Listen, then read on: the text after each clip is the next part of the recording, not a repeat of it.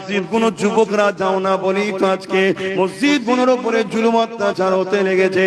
যদি মুসলমান তোমরা মসজিদে যেতে যুবকরা, তাহলে শয়তান কখনো মসজিদের বিরোধী করার সাহস পেত না।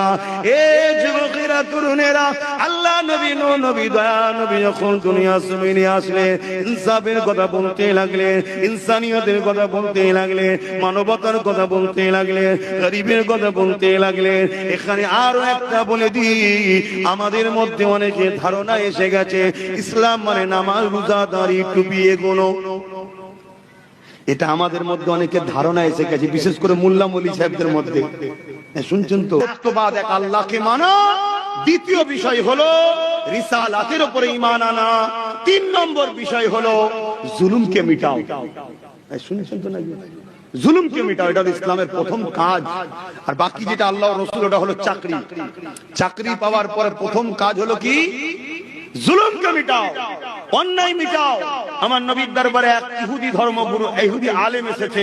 এসে আমার নবীকে বলছেন, বলো তো ইসলামের সবথেকে ভালো কাজ কি? আল্লাহর নবী বললেন, খোদার তোকে খানা খাওয়ানো। জোরে বলুন সুবহানাল্লাহ। আরো জোরে বলবেন না? কিন্তু আমাদের ঘরে বলেছিলাম না, দুটো ইসলাম, নকল ইসলাম ধরিয়ে দেওয়া হচ্ছে।